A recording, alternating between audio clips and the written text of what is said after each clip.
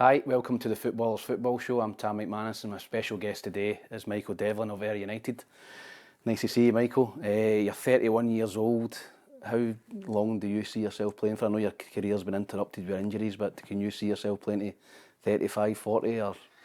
I think it just depends, Tam. I think when you're fit and you're healthy and you're enjoying your football, it makes a huge difference. And even when you're in the team and the team's successful and winning games, that changes how you feel about it as well. So for all there's been ups and downs and a lot of football missed, I think now when you're fit and you're healthy and you're enjoying it, you do have that want to keep it going as long as possible, because you know that there's not many jobs make you feel the way football does when it's good. Yeah, we'll just go back to the start, Michael. Obviously, you started your career at Hamilton Accies. It was your first full-time club. How did that come about? How did that, at youth level, did you play boys' club or were you in at Hamilton Accies from the start? No, I was actually at a couple of teams throughout pro youth, and then latterly I was at Celtic under 17s and wasn't offered a full-time contract. And we got a phone call from Frankie McAvoy, who was the head of youth then, and asked us to come in. I played a trial game with a view to signing for the 19s at that point, so fortunately the trial game went all right, and they offered us a 2-year deal at that point, and that was my first taste of kind of full-time football. But I think at that point Hamilton were a club really well known for giving young players an opportunity, so for all I was devastated that I was leaving Celtic and that wasn't going to work out for us. I think you felt the excitement of, you feel close, and that's really part of their pitch in terms of when they're bringing young players in, as they say, look, you're so close to that environment that's within touching distance, and there's evidence from James McCarthy, Brian Easton, young players that had gone before you that had made that jump. So I think at that point the opportunity was all you're looking for. How did you deal with that rejection from Celtic, not getting the contract there? Did that hit you hard, or did you just dust yourself down and get back on it? Did your parents help you? How did you cope with that? No, my parents were massive, and they have been throughout my career. As we kind of touched on earlier, there's been a few downs throughout it, but I'm very lucky with the family that I've got, and they always know how to show up for us when I most need it, and they did that at that time as well, obviously as a young 15, 16-year-old. Everything that you want to achieve is to get that next step in football, and that was a full-time contract for me at the time, was at Celtic, and I think we were unsure, normally get an idea, and my dad is pretty grounded in that sense, where he would have an idea of whether it was going to go well or not when you go for these end of season meetings, but we really didn't know. At times I felt I had done okay in the games and it was going to be touch and go, so naturally I was disappointed, and I was gutted about the outcome. Having said that, I think probably the best thing for you in the long run. Probably, looking back now, and within a matter of weeks of getting in at Hamilton, I was training with the first team. I'd been part of a couple of pre-season friendly squads and around the first team, and I remember saying that to my dad, that if I'd been at Celtic, you would have been competing to try and get in a 19 squad, which I probably wasn't ready for, to be honest, and probably wasn't going to be good enough, So at that point, it was exactly what I needed. And I think you need the people around about you to refocus you and ultimately not lose self-belief in you. That's one person's opinion. It's not always right. Sometimes it is, but it's up to you to bounce back for that. Who was the manager at Hamilton when you signed in there? Billy Reid. Billy Reid and Stuart Taylor. And Stuart Taylor, Big Stam, as assistant. How did you get on with them? And Billy obviously very successful at Hamilton Accies. Stuart. No, great to be fair. And Billy gave me my debut when I was 17 at Ibrox against Rangers, which I'll never forget. That it was my first competitive game, obviously for the club. So I think Billy wanted to give young players an opportunity. That, like I said, Hamilton was a club that had proven that they would do that. It had been really successful, and I think the year I went was probably our biggest challenge at Hamilton in terms of trying to stay in the league, and we fell short that year, albeit I wasn't heavily involved throughout that year. I did a couple of opportunities. So, but having said that, getting relegated at the end of that year, we knew that with Billy as a manager, it was then going to be the next crop of young players were going to get that opportunity, and he was going to have complete faith and belief in us, along with Alec Neil, who was the captain at the time, who went on to become manager. We knew that opportunity would come, so it was up to us to be ready. You're talking about the youth players at Hamilton Accies. I can remember James McCarthy playing for Hamilton against Dunfermline. I was at Dunfermline at the time and we won the championship, and we were big favourites to be just getting relegated for the Premier League. We were big favourites to go back up. We kept the majority of our squad under Stephen Kenny, and I think Billy was a manager. I think it might have been just before your time, and the team sheet came in from next door from Hamilton Accies, and it was James McCarthy. McCarthy was 15 and McCarthy, I think, was a year older. Aye. So Stephen Kenny, we were all going, they're playing two kids, two Wains. and we were all delighted. Why is Hamilton playing? I think Easton was playing a no, and they beat us 5-0. Hamilton beat us 5-0. And McCarthy in the middle of the park were up against Stephen Simmons and Darren Young, who were two quite established Premier League players. Stephen Glass was playing for us as well, and they ran over the top of them. So that's always something that I remember for Hamilton Accies, was all these boys coming through. And it's still to this day, Hamilton are still trying to bring young players through. It's more difficult now with kind of selling them before they get into the first team, which happens a lot. But yeah, Hamilton Accies, have always been a club for youth development. You had a spell at loan, Stenhousemuir on loan. Was that before you broke into the team at Hamilton or after? Before I'd played a couple of times, but probably knew I wasn't ready to play. Even just based on who was there and who I was effectively trying to oust. There was Simon Menson, Martin Cannon, Mark McLaughlin were the three kind of stalwarts that played every week. And I remember even just physically, I remember looking and thinking, I can't do what they can do. And for all I backed myself, and I knew that if the opportunity maybe came at some point, I was confident I could take it. I wasn't at the level physically to step in and be able to, compete the way they competed and dominate the way that a centre back has to. So I got the opportunity to go to Stenhousemuir 2 seasons back to back towards the end of the season, and that was huge for us, to be honest. Even just getting that exposure to men's football, how important it was to win games. There was one bonus season in the line. The first year we went there, we were fighting relegation and we managed to stay up. And the second year I went there, then the pressure and expectation was to go up and into what's now the Championship at the time. So what I got was a sample of expectation when things were tough and trying to escape relegation, but then the next time it was them playing under the pressure of, we're now expected to win games, So I think that was huge for my development, and really served as well. And it was probably off the back of that second season that I tried to work hard during the off season to come back a little bit more physically ready and fitter and everything else I could possibly do to then try and break into Hamilton's first team. Who was the experienced guys at Stenhousemuir? Can you remember who was the guys that kind of helped you in there? Was there any kind of older centre backs that kind of talked you through games and stuff? Because I think going on loan, if any young kid comes to me and asks for advice, maybe at bigger clubs, I'd say get out on loan, go and play football, because you're right. These guys are playing for 50 quid, 75 quid bonus money. I remember going to East Fife when I was a kid, and I missed a chance the first couple of games. I missed a chance in the last minute, and a couple of guys after it were, you need to put that away. That was your 75 quid for our win bonus. And they rely on that as their beer money or whatever it is, pay your car or something. But who was the kind of guys at Stenhousemuir that? There was a few characters, and it changed from both times that I was there. I remember the first year I was there was wee Stevie Murray. Oh, aye, wee winger. Aye, for Kelly. I know wee Stevie, aye. Yeah, right, good player, full of ability, but so chirpy. And probably I'd never come across somebody like that. Aye. And Stevie was in a great way, but he was on you in games and in training. He was a bit moany. And probably my first thought, or my first kind of impression of him was, I'm not kidding you at all here. But brilliant in that sense. Then Brown Ferguson was there, Eric Payton was there as well. I know Eric Payton for Hibs, Eric. And I think Eric had just came, I think Dundee were having issues, and Stenny actually ended up picking up 1 or 2 players for Dundee, and I think they'd been in administration. Eric had came, was now the captain at Stenhousemuir. Simon Lynch was there the first time I went. With Simon at Dundee as well. So all these guys, and a lot of these guys had been at a right good level, and the type of level, Tam, that I was trying to, in my mind, get to. So it would have been so naive and ignorant of me to neglect any experience or information or anything I could draw for these guys in that environment, and they were hugely helpful to me. Throughout my time, both at Stenny. Dave Irons was the manager both times as well. So, and Davey was brilliant in terms of how he spoke to me and giving me the opportunity to play. He took me out of the team a couple of times when I probably needed to come out of the team. But I think just understanding the significance of making mistakes, and that's the difference between going out on loan, and totally agree with what you said, is I think during academy football, to a degree, of course, you can't make mistakes.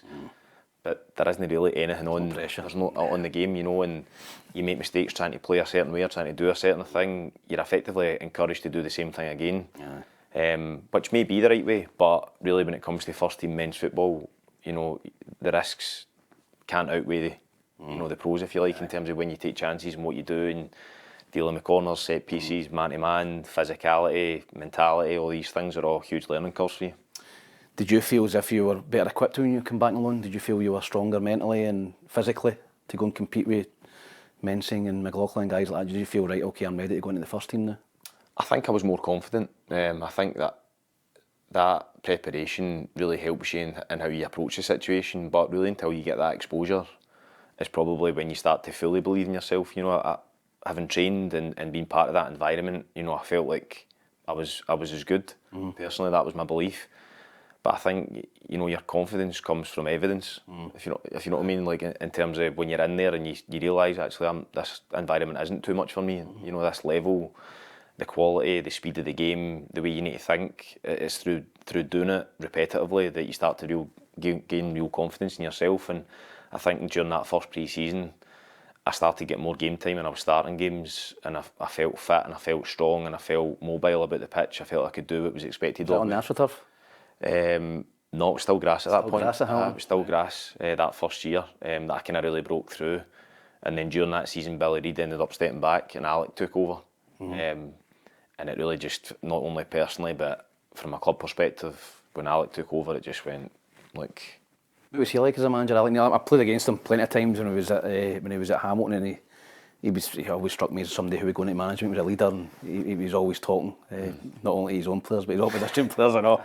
But he obviously went on and had a fantastic career in England. But how did you feel he was as a manager? Kind of interestingly, when he was a player, I wasn't sure he liked me as a player or as a person, really. He was that kind of character, wasn't he? He was, you know, he'd a few real dressing downs of me in changing rooms after games. He was the reserve team coach at times, so when you were in that in-between phase of playing reserve games and then maybe in the bench on the Saturday, whatever, you know, you were in contact with Al a lot.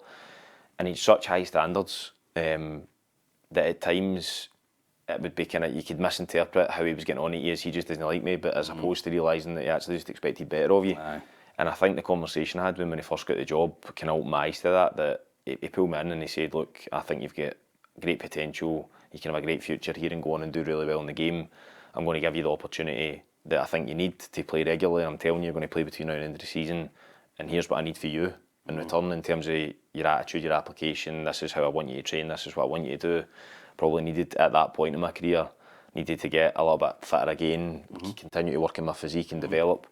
And he told me that, and I think he knew that I would give him that back. And as I said, personally, it really helped me. And his tactical understanding of the game, the way he set his teams up, made a clear identity, if you like, and how he wanted to play. And he had a group of players who were young and hungry, and we'd have ran through a brick wall for him. And he added quality throughout that, and right up into the Premier League, and that really helped us. So were you part of the playoffs against Hibs? Aye. Obviously, I remember that not so fondly. But I can remember that Hamilton team. You're right, just full of young, hungry players, well organised, and I think Alec left shortly after that to go down south. Obviously, that was a great achievement to get Hamilton in the Premier League. But when the other managers were giving you a dressing down, how did you take that? Were you kind of defiant? Would you chirp back, or would you just take it? I know communication is important, and Alex, that's why he's went on and had a good managerial career, because if you think he didn't like you, then you'd feel that. But if he comes and gets you in and tells you what he wants from you, then I think that's good man management skills. But how did you feel when you were getting a dressing down or getting screamed at, bawled at with a manager? I think I struggled to begin with as a young player. Like, you know, I'd had a couple of coaches when I was properly young that would shout a wee bit at the side of the pitch, but no like this. Al went for you, to be honest. But I think it was an introduction to men's football, and you probably needed it. That nothing was going to be said softly, if you know what I mean. He wasn't there to consider your feelings as such, and you had to. I remember I would go home and have conversations with my dad about it, and my dad would say, "Look, the reality is, it might not be right, the way in which he's saying it, but there's a message in there, and there's something he's trying to tell you. So you need to decipher that quickly, and you need to do it, because if you don't, you'll be moved on." And I think really when you come round to figuring that out, that's what helps you make strides forward. And even now, you know, I know we'll touch on, but you know, the manager at Ayr, Bruni's similar. And I think now what I'm able to draw upon is recognising maybe in others I see a familiarity and similarity in how I felt when other people are maybe hearing if Bruni's went to them a wee bit. And I'm able to then be the player that, you know, I probably needed at times when I was that age, and I can go and speak to them and say, look, this is what he's trying to say, you need to take the emotion out, it's not personal, you know. So you learn all these things are part of your kind of character building and how you develop as an individual. The 2 games against Hibs, the playoff games, I remember, was it first leg Jason Cummins scored? Was it the opened a tin of beans? Aye. I don't know if there was a bit of cockiness about Hibs going into the second leg. They were obviously favourites after the first leg, but did you have a real belief in that dressing room that you could go and beat Hibs over 2 legs? Wholeheartedly, Like, I think the way we finished the season in particular, I think we knew how efficient we could be and what we were doing. And then when it came to the point of playing against Hibs, we obviously knew they weren't in a great place at the time. Now, I think there is a difference in terms of levels, but you know, where both teams were at seemed like polar opposites, and we knew if we done what we were and we showed up the way we could be, then we felt we could be a match for anybody. So I think the first leg was disappointing to lose 2-0, but that never in any way diminished our levels of confidence or our belief in ourselves, and Alec was brilliant at reiterating that, and we went into the second leg knowing we've still got a right good chance here. And Jason Scotland scored. He was a huge player for us when Al brought him in, albeit towards the end of his career. He scored early on and we nicked a goal in the last minute to take extra time. So I think the longer that game went, especially with Jason Scotland, you could feel in the stadium, I don't know if you were at the game, but you could feel the fans really starting to turn that this was 2-0 after the first leg and not going the way it should have been going. It should have been 2-3 maybe in the second leg, and the game would have been done and dusted. And it played out perfectly for us, and that was probably one of your biggest achievements in the game, that game?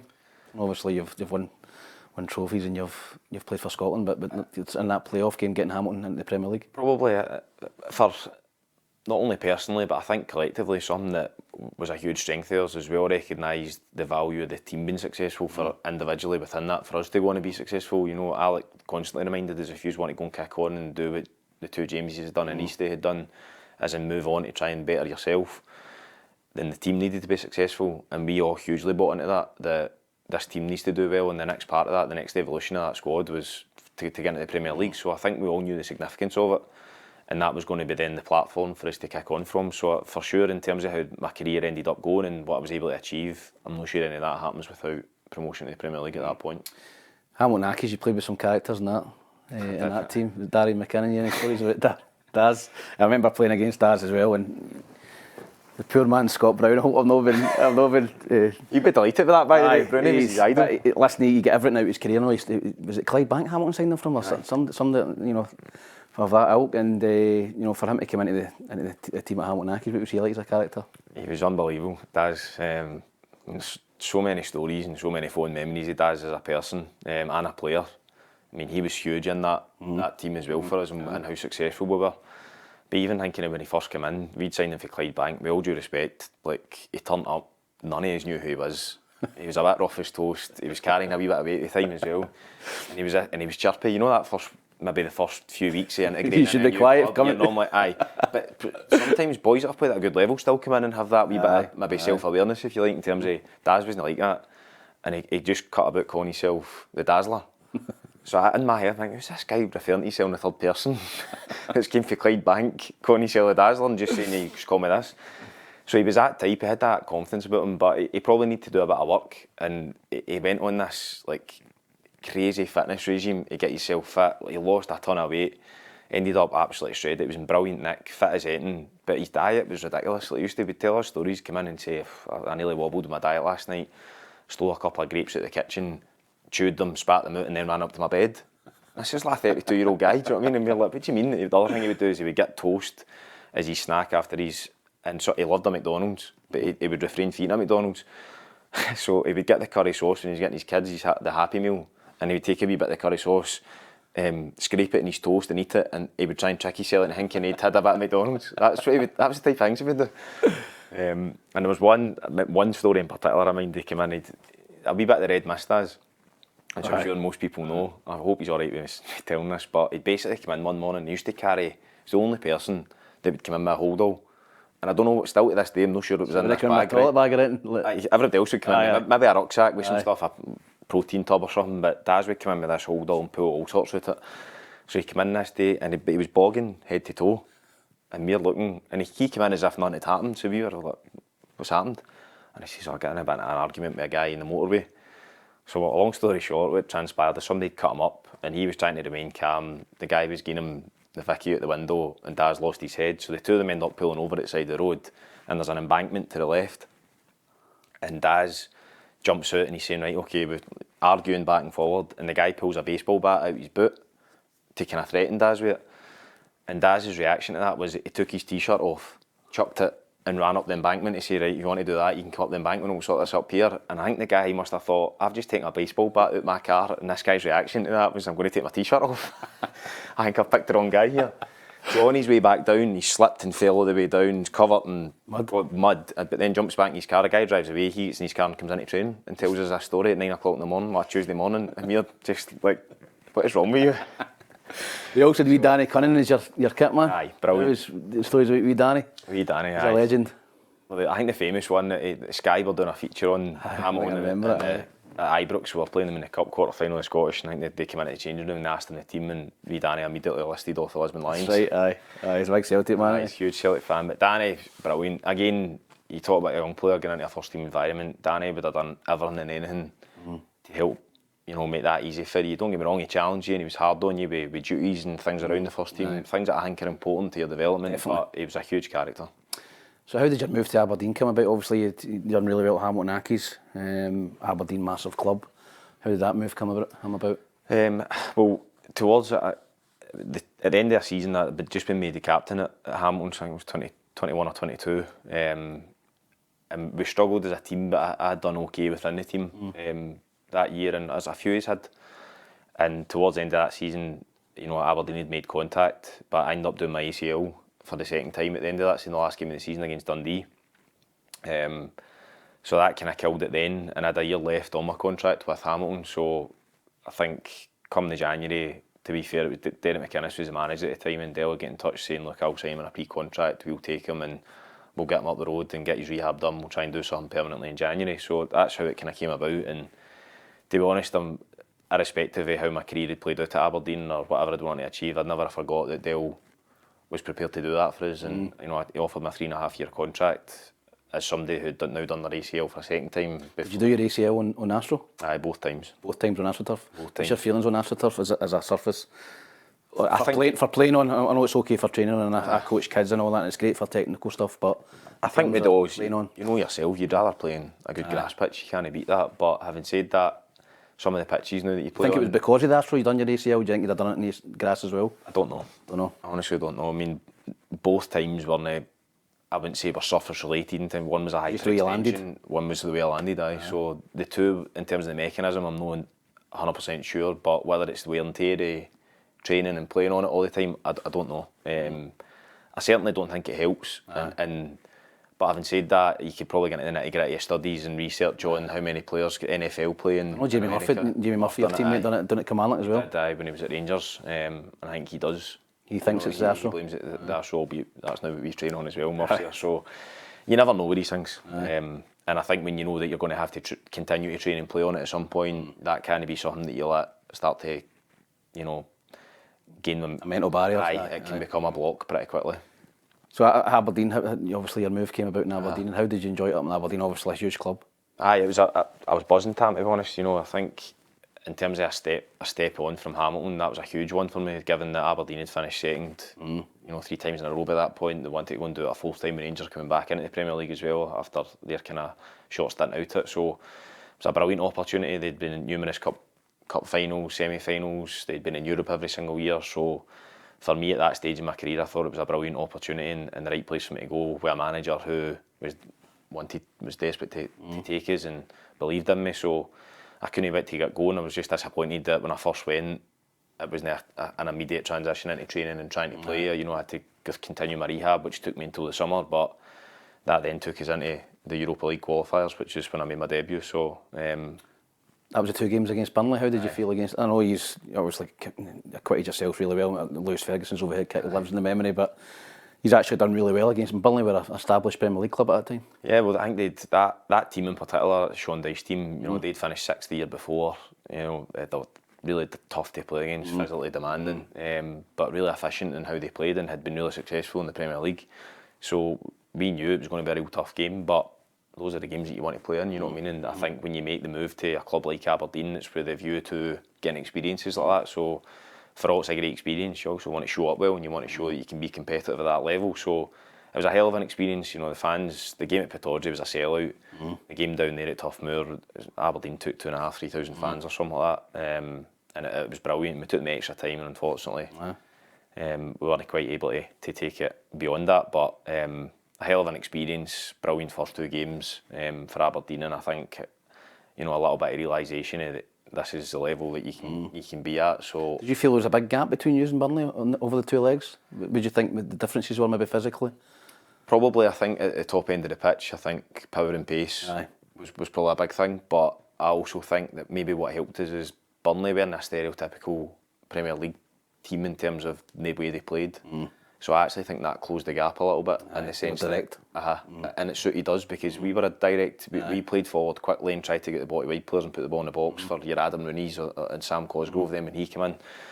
So I think you had two teams playing a kind of similar style of football as opposed to if you'd maybe come up against maybe a more progressive side, then maybe the difference in level would have been highlighted. But it gave us an opportunity to be competitive. Yeah, I mean, obviously Aberdeen as well. What's the pressure like at a one-team club? You know, playing at Aberdeen. Did you feel as if you belonged at Aberdeen? Did you just go in there and think, I'm good enough to play for Aberdeen every week? I probably for that starting point, you know, I went in and when I started training, played those first few games as well. I thought, this is where I should. Who was other centre backs at the time at Aberdeen? There was a few. Mark Reynolds was there, who did a brilliant partnership with Russell Anderson. Ross had now retired, but Mark had just done his ACL coincidentally after I went as well. Scott McKenna was just establishing himself, still one of my best pals to this day. And we've kind of formed. Andy Constantine was there as well, but Andy kind of played more left back. There was big Carrie Arneson, Anthony O'Connor was also there, but they had just moved on as I got back fit. So there was a kind of natural pathway for me into the team alongside Scott who'd established himself. So me and Scotty kind of formed a good partnership at that point. And kind of both managed to kind of break into the Scotland squad by that point as well. So things were going pretty well. We got to the cup final in that first season as well, the League Cup final against Celtic in December. So I think, like I said before, when you're playing regularly and the team's getting results, the team's playing well and winning games, you feel like this is very much the level I should be at, and I feel comfortable at this level. Do you think that was the best period of your career in terms of playing? Probably, That was your best spell? I think so. I think that was the best. In terms of the football I've played, that period of time was probably the best football that I was playing within a team and within myself as well, probably. Who do you think was the best player in that team at that point?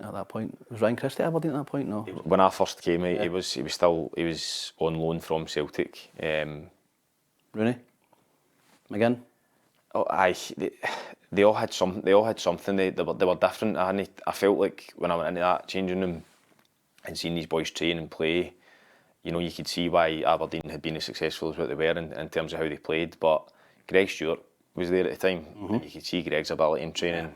Gary Mackay-Steven was there, whose ability 1v1 was different to anything I'd seen before. Christie was, you could tell there was something special about Ryan Christie, I think. Fergie, for such a young kid to still keep in touch with. I still keep every now and again we get messages back and forth. Like, I think especially two Hamilton boys coming from Hamilton to Aberdeen and all the rest of it. So, but I think you could see the way you're talking about integrating and believing in yourself. And like Fergie came in at 18. Can you believe he's went on and had the career he's had? It doesn't surprise me his progression, not at all. Because Fergie could do everything.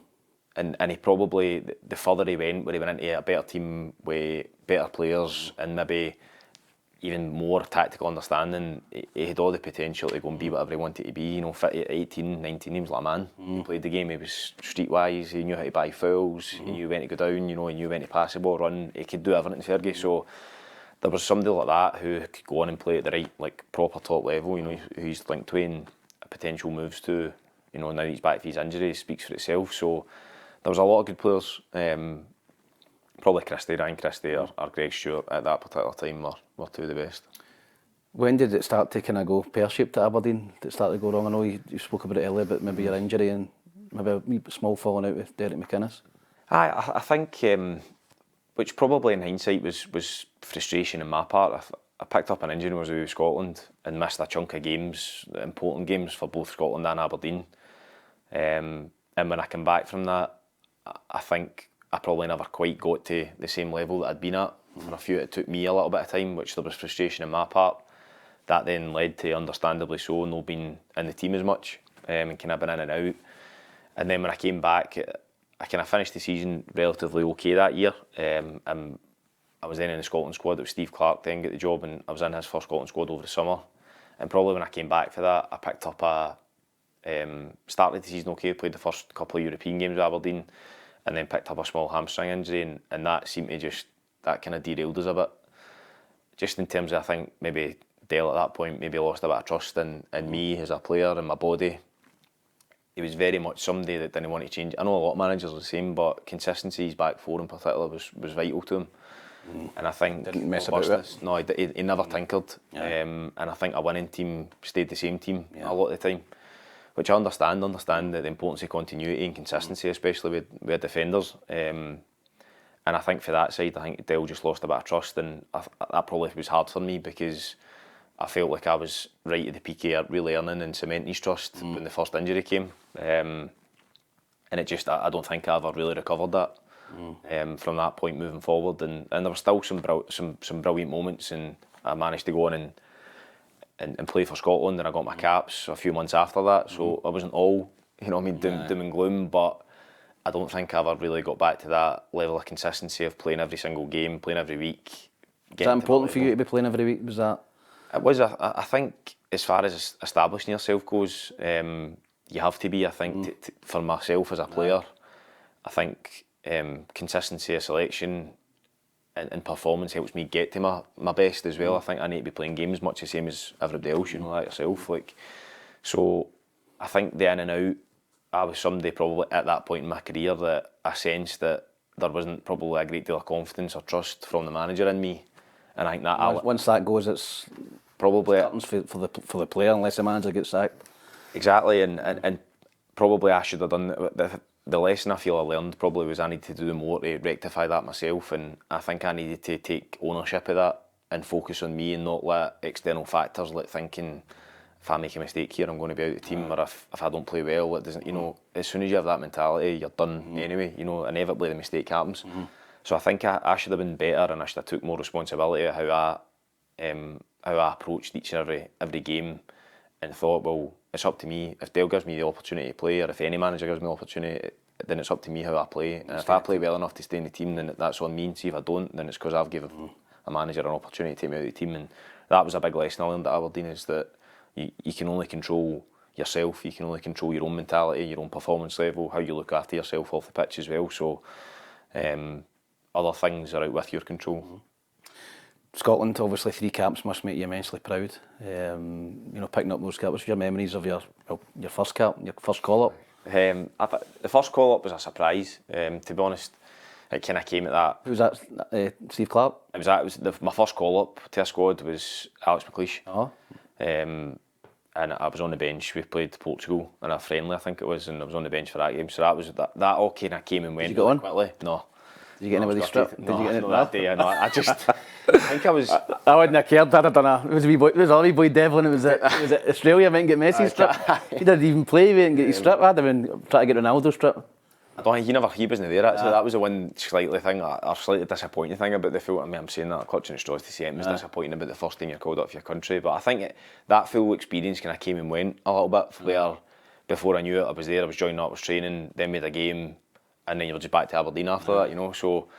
But it gave you that hunger, obviously, to get back in. And but then when Steve Clark called us up, and I was kind of a consistent selection at that point, when I was in every squad, and then eventually got my debut against Russia in Russia. That was special. Despite the result wasn't so special. Was that 4-4? 4-0, we lost. So I think there was a little bit of bittersweet about that game, because you obviously. You have so many ideas and dreams of how that game's going to go and how that moment's going to go, and it just didn't play out that way at all. But don't get me wrong, there were still moments after that game, getting on the bus and driving home, I was able to see messages from my family and the people that I believe, without, I wouldn't have made it as a footballer at all.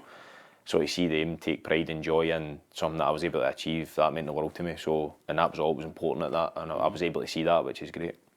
Yeah, I mean, obviously, I wasn't lucky enough to play. I think I was the only player that never got capped for Bertie Vogts. I think I was the only Scottish player, but it must be an immensely proud moment for you to get that call up. And obviously, Scott Brown, you left Aberdeen. Scott Brown gave you the call from Fleetwood. When somebody like that phones you, somebody with that stature phones you, did that excite you to go down and test yourself in English football?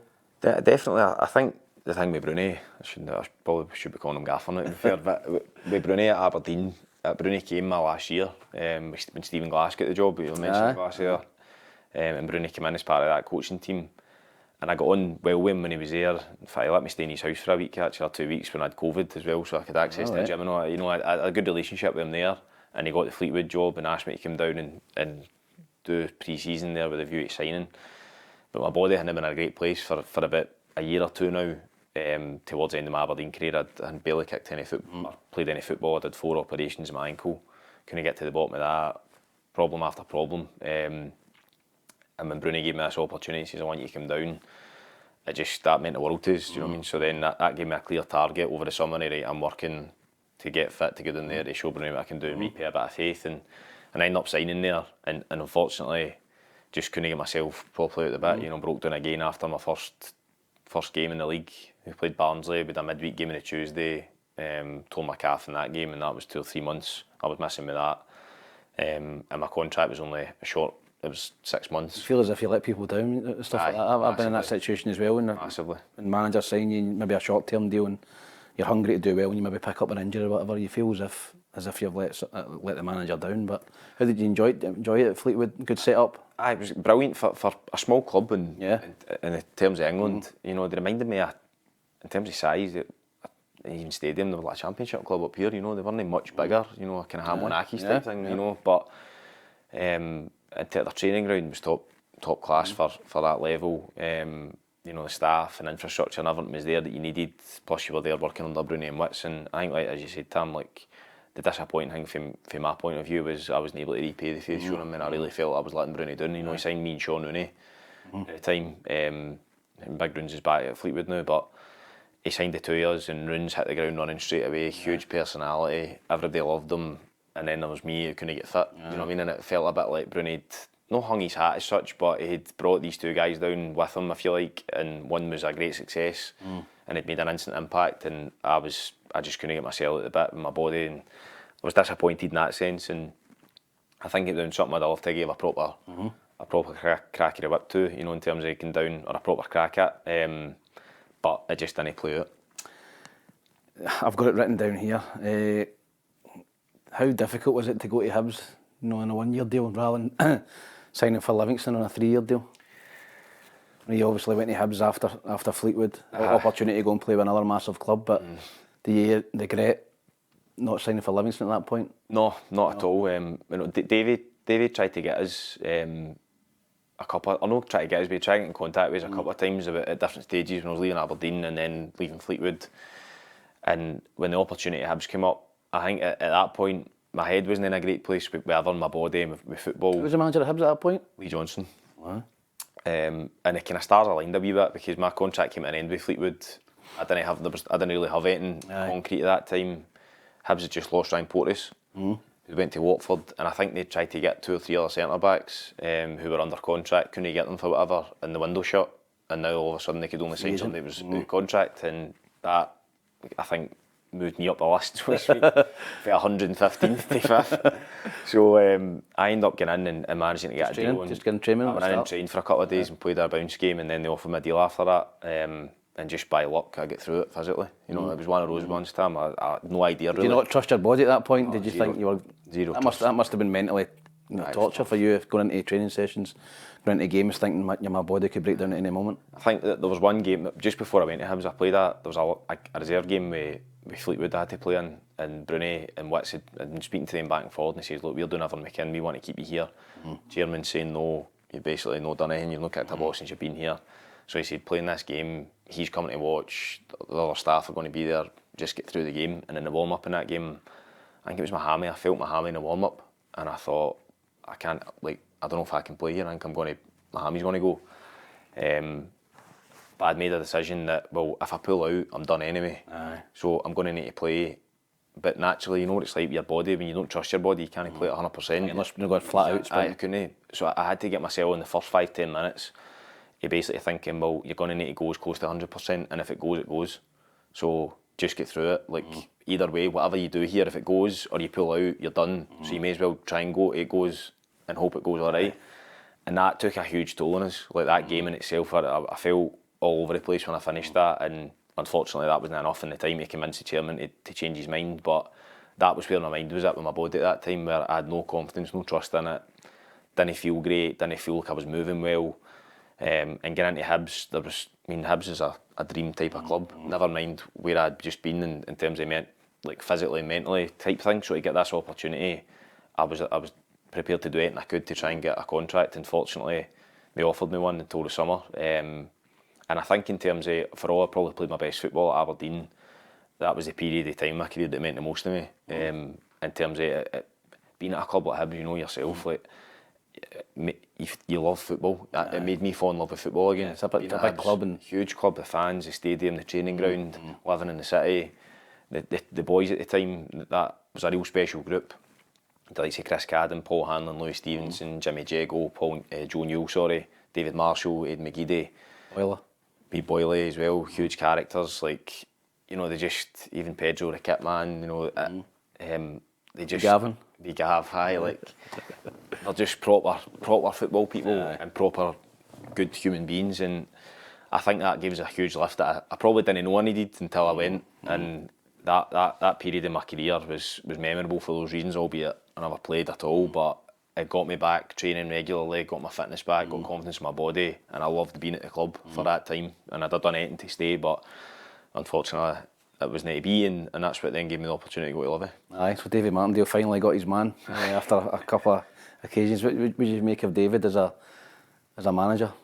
Listen, he's mental.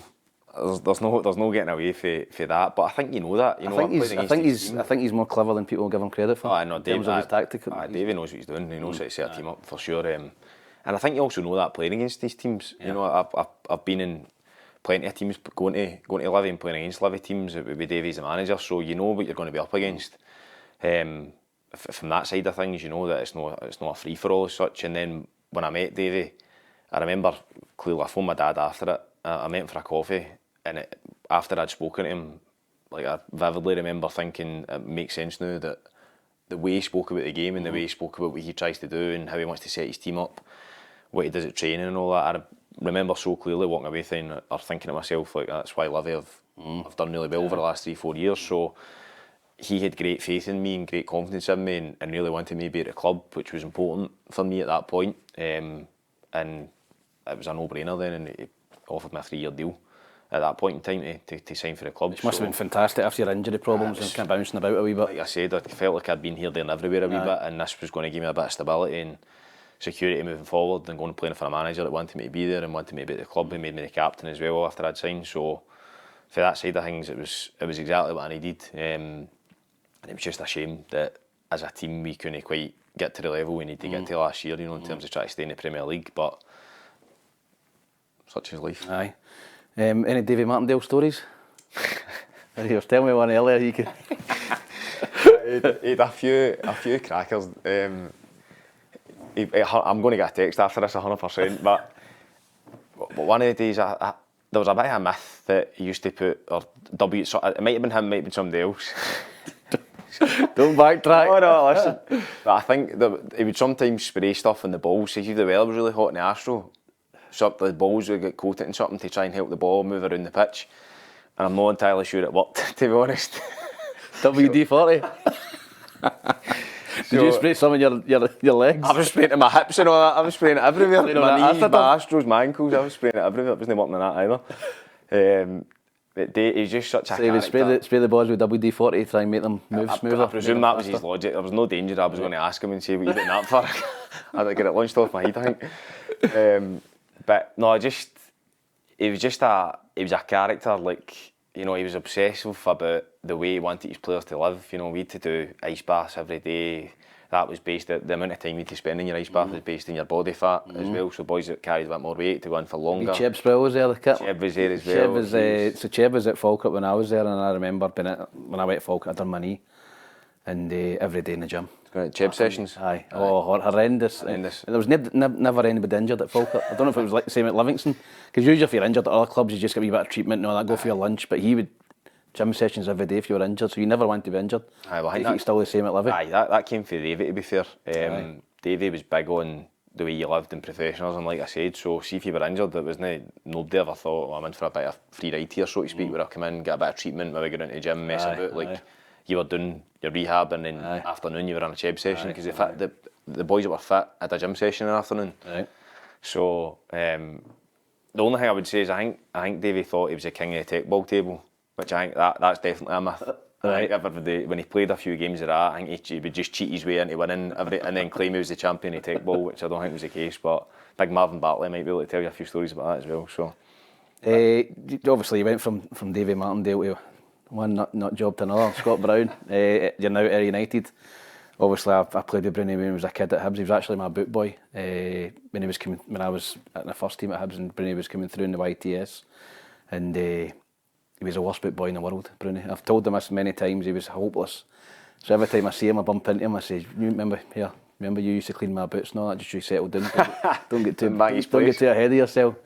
And he always says, your boots were the easiest to clean, Tam, because I was never in the grass with them, because you're always on the bench. So that was always his comeback to me. But how did you get on with Bruni? Obviously, he must rate you as a player. He's obviously signed you twice now. How do you rate Bruni as a manager, as a young coach? He's been brilliant for me. But I think the job he's doing at Ayr certainly speaks for itself. And the job he done, to be honest, for the most part at Fleetwood as well. You know. Do you think he's learned? Do you think he's a better manager now from Fleetwood than he is? I think so. He's bound to be. Bruni's never the type to stand still in it, and he does. He's very good at moving on. That was something I learned at Aberdeen as well. The way he moved on from game to game as a player, in terms of there was no time to dwell on anything. So I think he would be the exact same, and he'll apply the same mentality towards being a manager. So for that side of things, I'm sure there's been things that he's learned from Fleetwood.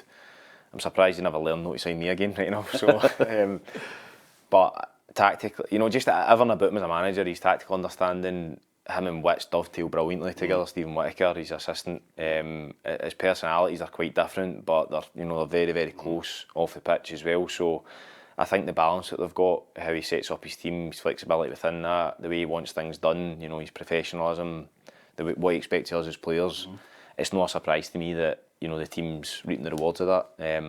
And to this point, we've had a decent season so far, and we've been competitive, and I'm 99% sure that the vast majority of that's down to Bruni and Witts. We take guidance and take lead from what they do. And if you can't look at two guys that have been winners throughout their full career, and I'm sure will continue to be winners as coaches and managers, then I don't know, you're probably playing for the wrong team in that sense. So it's been brilliant. Is he quite calm in the dressing room, Bruni? Does he give the boys a rocket, or is he quite measured in his approach? No, before the game he's very, very calm. The same way in analysis meetings, when we're doing meetings in opposition, and maybe not so much post-match meetings if we've not played that well, but he's very calm, very assured in how he speaks, but he's no short in telling you when he's not happy with something. And I wouldn't say he's a huge screamer or shouter. Bruni, he's more kind of quite calm in the way he delivers what he's saying, but what he's saying, the words are straight to the point, and he doesn't miss, which I think you need. Witts is that more balanced individual, if you know what I mean.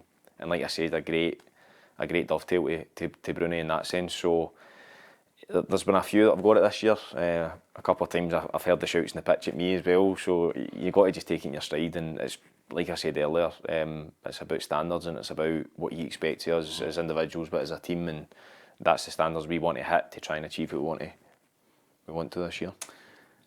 Massive game this weekend. Obviously, your old club Livingston, both of you, along with Falkirk, duking it out at the top of the championship. How do you see that game going? It's going to be another tight game. There's no doubt about it. We've played them twice already. They beat us at our place. We managed to beat them at theirs, and probably in both games it could have went either way. Both teams could have won on the day, and that's the type of game we know we're going to get again on Saturday. So it's another huge game for us. I think the way that every team's performing out with the games against one another, it's kind of coming down to now how you play, or if the result you get in the head-to-head. So these are going to be huge games for us. We play both again towards the end of the season, but we know what challenges Livingston are going to offer. We know their strengths. We know how they're going to approach the game, and it's up to us to be able to stand up to that, in terms of deal with the pressure of the game, like we did for large spells on Saturday against Falkirk, where I thought the boys were brilliant in that, and just weren't able to quite get the 3 points towards the end. So it'll be much the same. I'm sure the manager will be saying go out and do the same thing again. Out of both of them, Livingston and Falkirk, who do you think's a better team? I know they're both killing me here. I know they're both have got different styles, but Yeah. I think, who's the best team you've faced in the league this season, in your opinion? You can say somebody else out with that if you want. No, to be honest, they both, Livy and Falkirk are the two standout teams for sure, but in terms of how you're playing against them, I think they both ask different questions of you, certainly as a defender. You know, Falkirk are probably more playing through the lines and building the game and trying to kind of penetrate you and get their wide players 1v1, put crosses in the box and cut backs, low crosses. It's not just like lump the ball in the box. And that tests you as a defender as well. They've got players that can run, are quick at the top end of the pitch and direct, so they're a difficult team to play against. And Livingston are very similar in the sense that they test you and ask you to defend in certain ways. They will put balls in your box. They've got good players that have got Premier League experience at the top end of the pitch, and Stevie May and Teddy Yengi, who could be it and he wants to be, by the way, Teddy. At the top end of the pitch as well, Stevie Kelly, Scotty Pittman, all these guys that have played in the Premier League for years and are established Premier League players. And as a team, they like to control the ball now, especially with the likes of Danny Wilson and Ryan McGowan in the team, who have got vast amounts of experience. So I think they challenge you in a slightly different way. I think Livy are probably a bit more streetwise and know the dark arts of the game, and you need to stand up to that as well.